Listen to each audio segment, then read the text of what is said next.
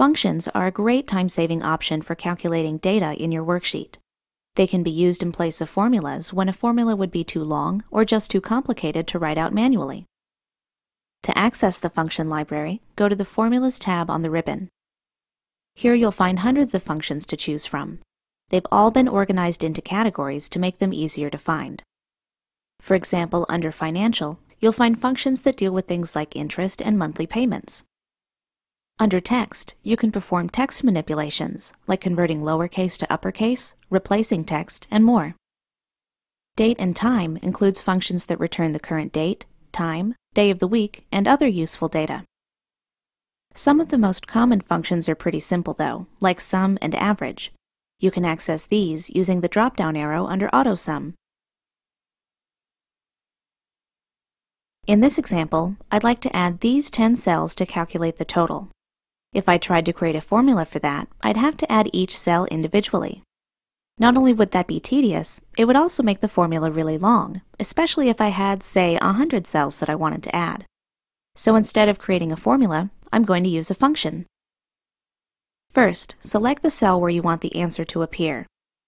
Then choose a function. In our case, we'll open the AutoSum menu, and then choose Sum.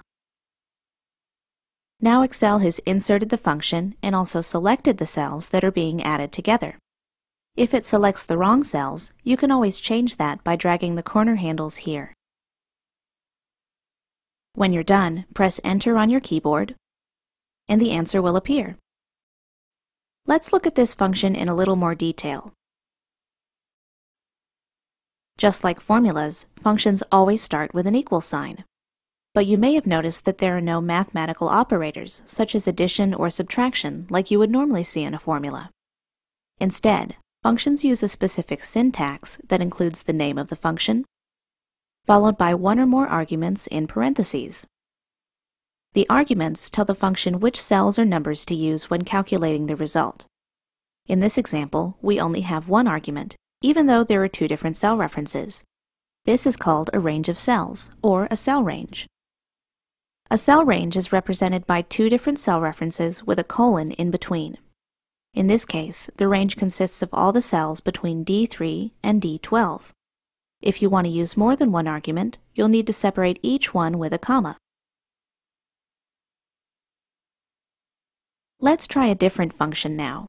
In this example, we have a column for the date that each item was ordered and the date that it was received. What I'd like to know is how many business days it took for each item to be delivered. First, select the cell where you want the function to go. Then choose a function if you know what category it's in. If you don't, you can try searching for it instead. Just click the Insert Function command on the far left of the ribbon. Searching for functions can be tricky, but for more experienced users, this can be an extremely useful tool. Just type a description of the function you're looking for. I'm looking for something that'll count the number of days that have elapsed, so I'll type count days and then press Enter. We've gotten a lot of different results here. To learn more about a function, just click the name, and a description will appear below. The function called netWorkdays returns the number of workdays between two dates, and that's exactly what we want. So I'm just going to click OK, and another dialog box will appear. There will be separate fields for each argument in the function. This function has up to 3 arguments: start date, end date, and holidays. When you click a field, you'll see a description of it below. And if you need more help, you can click the link that says Help on this function. For the start date, I'm going to select cell E3. And for the end date, I'll select F3. We know the holidays argument is optional because it's not in bold, so I'm going to leave that one blank.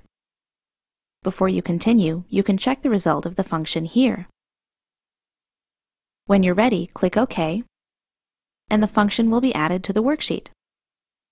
Just like with formulas, you can copy the function using the fill handle here. And now we can see the number of business days it took for each item to be delivered. If you've never used functions before, the syntax